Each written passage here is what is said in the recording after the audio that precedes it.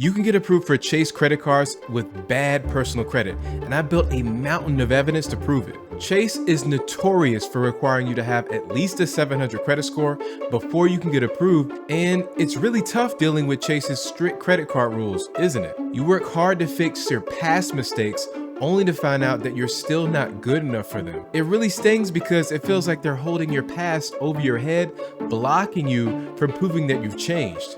It's so discouraging when all you want is a fair chance at getting into the Chase travel reward system. And after reviewing over 100 data points, I found 4 hacks you can use to finally get approved for Chase credit cards with bad credit, the exact credit profile Chase likes to instantly approve, and the one family of Chase cards that gives you the best chance of beating the 524 rule. Now, this is the rule that stops most people from getting approved for Chase credit cards. It says you can't be approved for a Chase credit card if you have 5 or more open credit card accounts in the past 24 months. But I'll show you how this rule is being broken on a daily basis. Now, new cards don't show up until one billing cycle passes, so your 524 status won't update for weeks, and you can get approved for a new Chase card even though you're technically over 524 status. Here's what one person said.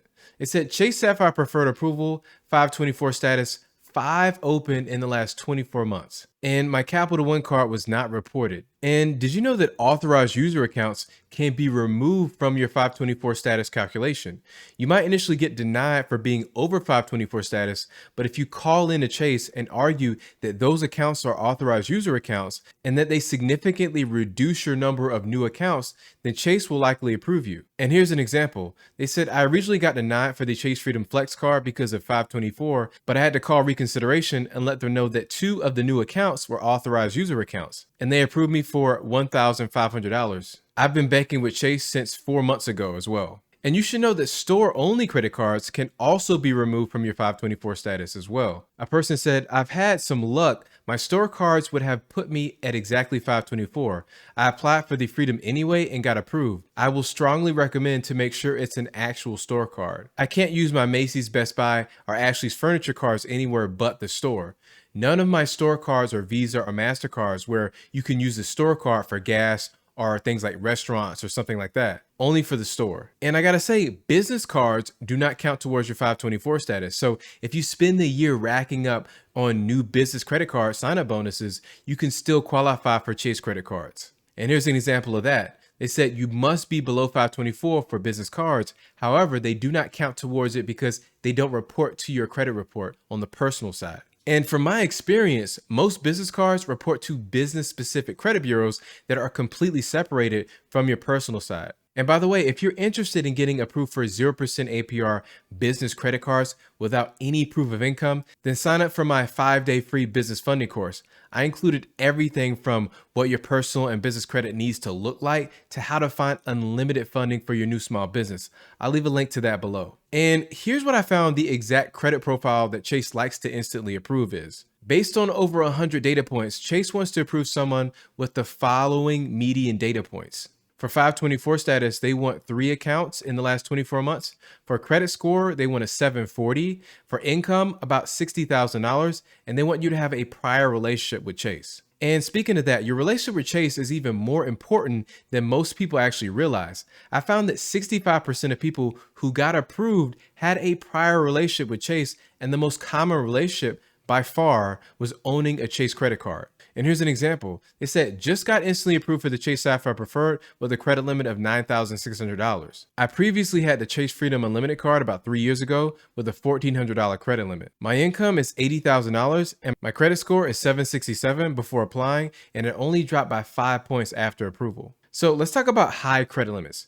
You know, you're fighting an uphill battle if you want a starting limit over $20,000 because all of your credit profile data points need to be on the higher end for Chase to lend out that type of cash. Only 10% of people were able to start with a limit that high. The absolute minimum credit score for a $20,000 limit was 744, with the average being 773. You'll need a much higher income, with the average being $111,000. You basically need to be a 6-figure earner to start with a $20,000 plus limit. And having a relationship of some kind with Chase becomes even more necessary because 80% of people with 20 plus $1,000 starting limits had a prior relationship, which is up from the median of 65%. And if you want to beat Chase's biggest rule, which is the 524 rule, you have to perform better in multiple ways. Only 18% of people over 524 status were approved for Chase credit cards. Over 80% had a relationship with Chase before applying too. And the average income needed was even higher than what's required for a 20 plus $1,000 starting limit. On average, people who got approved over 524 status had an income of $137,000. That's about 3.5 times the median income for someone living in the US. Yikes. And here's an example to prove it. I was going to a Chase branch on Friday with some other minor issues and decided to bring the reconsideration up. The banker helped me make a call and handed me the phone for verification and consent for reconsideration. Then I got transferred to a reconsideration agent, and the agent asked me why I wanted a 4 Chase card.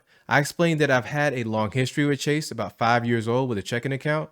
For my lifestyle, I said I eat out at restaurants. I use Amazon as my primary online shopping. I travel a lot since the very exciting announcement for the Q2 categories and the fact that I've always had on-time payments for my cards. I got approved within a few minutes without another hard pull. My number of personal credit cards approved in the past 24 months was 5, and my annual income is $120,000.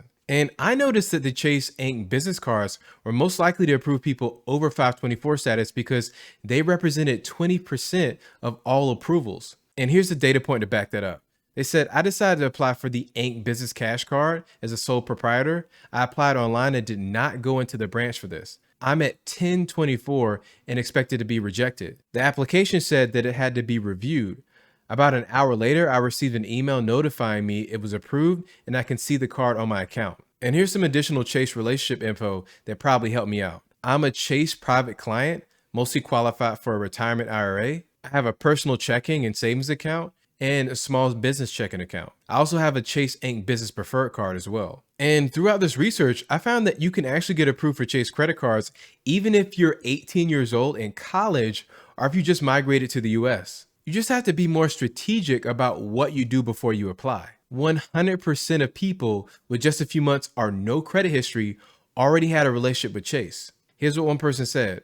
They said, I'm relatively new to credit, 5 to 6 months since turning 18, and just got approved for the Chase Freedom Flex card. When I turned 18, I immediately got the Discover It student card and a Chase Freedom Rise, which just came out. I also started banking with Chase when I got the Chase Freedom Rise card and used their checking account and investment account. And I found out that 30% of the approvals were helped significantly by having a loved one add them on to their Chase credit card account as an authorized user first. Here's an example. They said 4 months in the US and got the Chase Freedom Flex approved. I was approved for a $2,700 limit. If you have good income and you're looking to get your credit started, creating and using a Chase checking account plus being set as an authorized user on someone with good credit has been a winning strategy and way faster than anticipated. And be mindful that these were all lower tier cashback cards. So we're talking about the Sapphire cards. You won't be able to get approved if you have no credit or you're just migrated to the US. And Chase is already one of the most strict credit card companies when it comes to approvals, but their Sapphire cards are even tougher to get your hands on. Remember, the minimum credit limit for the Sapphire Preferred card is $5,000 because it's a Visa signature card. The absolute lowest income anybody had and still got approved for the Preferred card was $20,000. I know that seems very low, but they had a few things working in their favor. Here's an example. They said, I got approved for the Chase Sapphire Preferred. My credit score is 688 from Experian, and my credit report was also pulled from Experian. My oldest credit card is 1 year, 8 months, and I'm an authorized user on a Chase Sapphire Reserve card. My income that I put on my application was $20,000 per year. Prior to my approval for this card, I had no banking history with Chase other than being an authorized user on that Chase Sapphire Reserve card. So listen, they already had a banking relationship established with Chase's premium travel card, and they had an extremely low 524 status of 0. Now, when it comes to the Sapphire Reserve card, I found the minimum income was $85,000 with an average credit score of 761. But I'll be honest, the most popular travel card has to be the Chase Sapphire Preferred card, and it comes with a nice sign-up bonus right now at 75,000 bonus points after spending $4,000 in the first 3 months from account opening. And that's worth over $900 toward travel when you redeem through the Chase Travel Portal. You'll earn 1 point for every dollar you spend on everyday stuff, but here's where it gets good.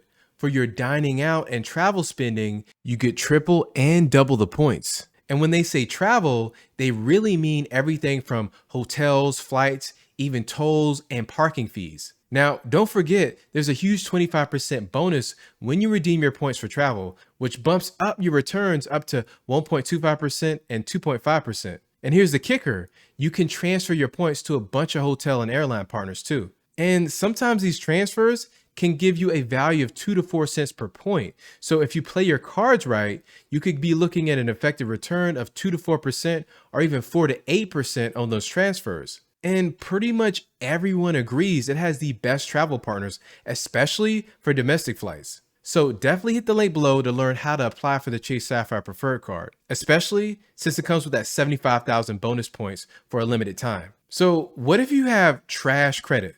Can you still get approved for a Chase credit card? The answer is yes, because 18% of people with scores lower than 700 still got approved with Chase. Now, these aren't great odds, but it is possible. You need a few other data points to go in your favor before Chase will let you in the door though. For people with credit scores under 700, the average 524 status was just 2.8 and the average income was $70,000. So what you really end up needing is fewer new credit card accounts and more income to make you more desirable for Chase before they'll approve you. And check out how this person got approved for a Freedom Unlimited card with bad credit. They said, so I was denied right away after submitting an application online. I already knew, but my plan was to call the reconsideration line anyways. I've been banking with Chase for the last 6 to 7 years. And according to Chase's proprietary score, I have a 589. I also have a 666 on Experian, a 654 on TransUnion, but those are meaningless. And I have a student loan of $45,000. I have a car loan too, and 3 collection debts totaling $4,200, 2 of which were Capital One Quicksilver card debts of $3,500 each. And I have a Capital One Venture authorized user account at $20,000. I'm also an authorized user on Capital One Quicksilver for $4,000 and a Chase Freedom authorized user for $5,000. My credit utilization rate is 18%. I'm 30 years old, I have 6 collection debts, and 3 of these washed off after 7 years. I decided to give the reconsideration department a call. The rep transferred me to an underwriter. The underwriter told me she would look into the application and evaluate my credit worthiness and placed me on hold for 10 minutes or so. She asked me a couple of questions about my current collection debts. I told her I was going to pay those off, and she never asked me about my income. She just mentioned me being an authorized user for the Freedom Unlimited card and found out I was the one paying the balance. She came back and approved me for a starting limit of $1,500. So guys, if you have bad credit like me, don't give up right away and call them up. What really helped me was having a checking account with them because she was able to see all the deposits, spending activities, and bills, etc. So what I'm seeing here is that there's 2 major factors working in this person's favor. They banked with Chase for 6 to 7 years, and they were responsible for paying off the Freedom Unlimited card as an authorized user. Chase has proven that they will lean on your banking relationship to get you approved even if your credit profile is not up to their standards. And if you have a hard time getting approved for credit with Chase and you're tired of burning hard credit pulls only to get denied, then check out the next video where I show you 4 great credit card options that never hard pull your credit report if you're denied. Take a look at that next video, and thank you for watching.